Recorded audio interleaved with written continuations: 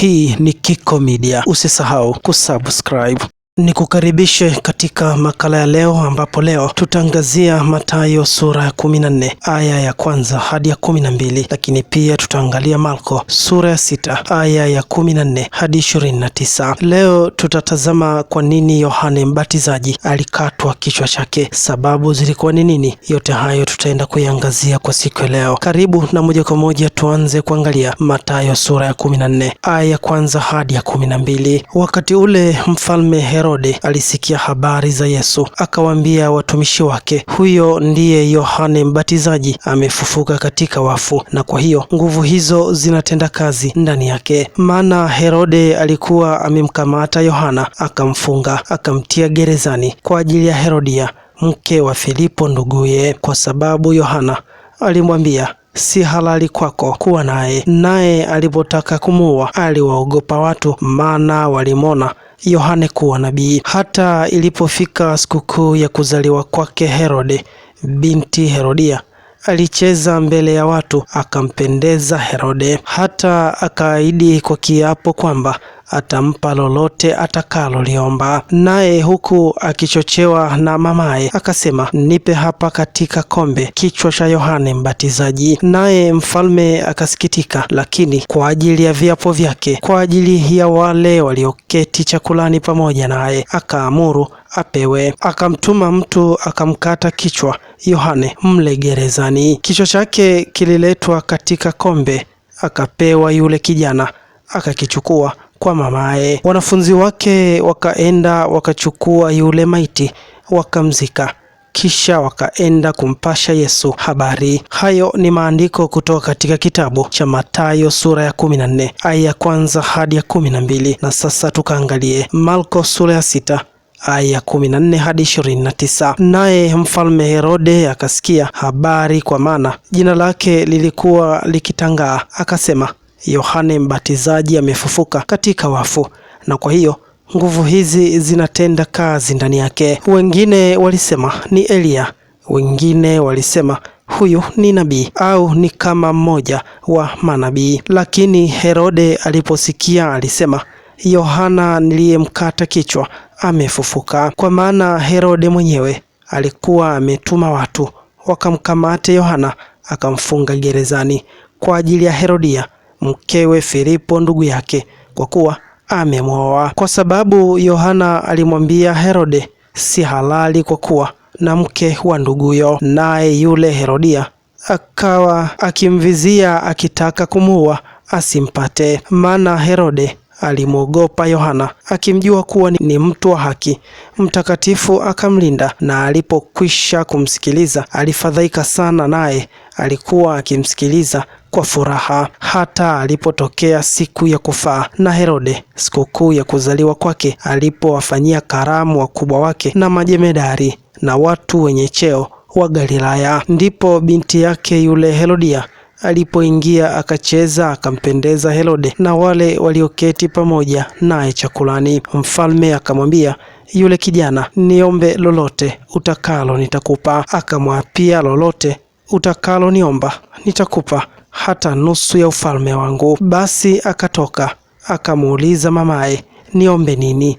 Naye akasema, kichwa cha Yohane Mbatizaji. Mara akaingia kwa haraka mbele ya mfalme, akaomba akisema, nataka unipe sasa hivi katika kombe kichwa cha Yohane Mbatizaji. Mfalme akafanya huzuni sana, lakini kwa ajili ya viapo vyake, kwa ajili ya hao walioketi kalamni, hakutaka kumkatalia. Mara mfalme akatuma askari, akaamuru kuleta kichwa chake.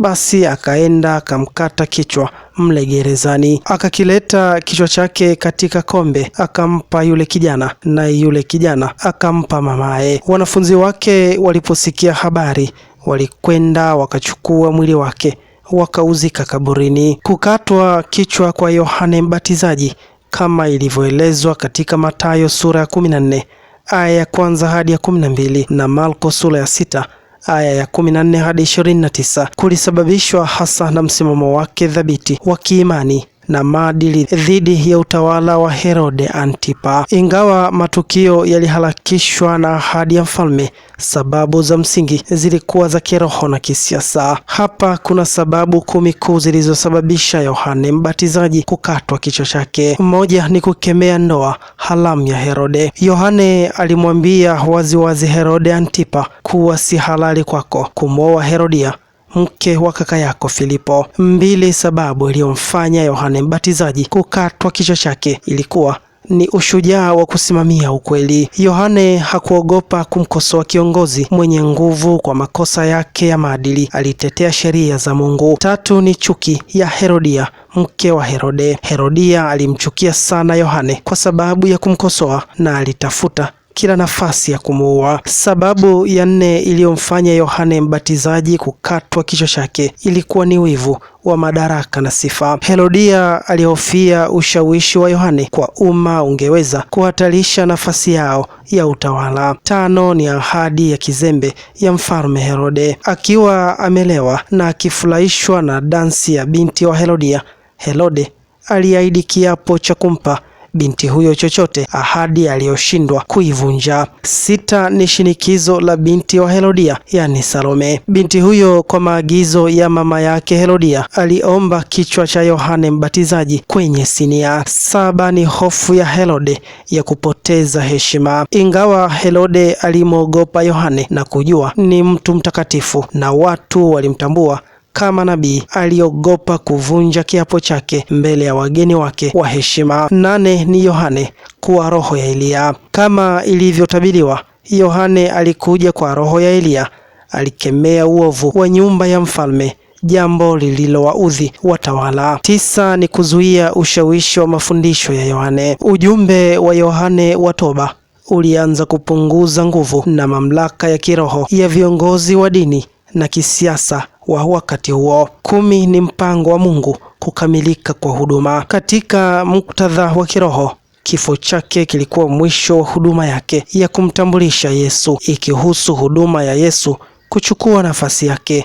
Matukio haya yalimfanya Yohane Mbatizaji kuwa shuhuda wa kweli wa haki hadi kifo chake. Hapa tunaona Yohane Mbatizaji alikatwa kichwa chake kwa sababu ya kukemea dhambi ya uzinzi iliyokuwa ikifanywa na mfalme. Swali kwa wale wanaojiita manabii wa leo: nani yupo tayari kwa ajili ya kumkemea kiongozi anayetenda dhambi yeyote ile ambayo ipo kinyume na Mwenyezi Mungu bila kuogopa?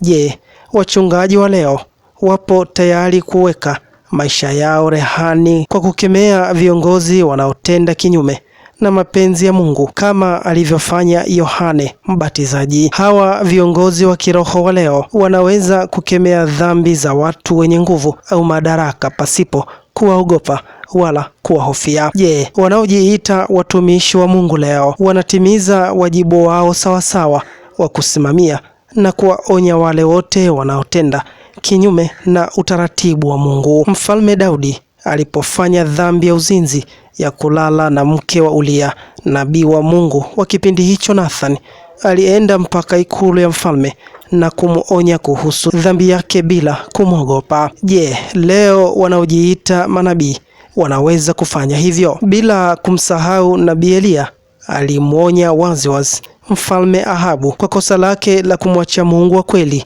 na kugeukia miungu ya kipagani. Na hatimaye nabii wa Mungu Eliya alifunga mvua kwa miaka 3.5. Je, leo wapo wenye roho ya Eliya au Nathan au Yohane Mbatizaji wenye uwezo wa kukemea dhambi pasipo kuzionea haya? Hayo ni maswali ambayo wewe unajiita nabii, mtumishi wa Mungu, mchungaji, unatakiwa kujiuliza.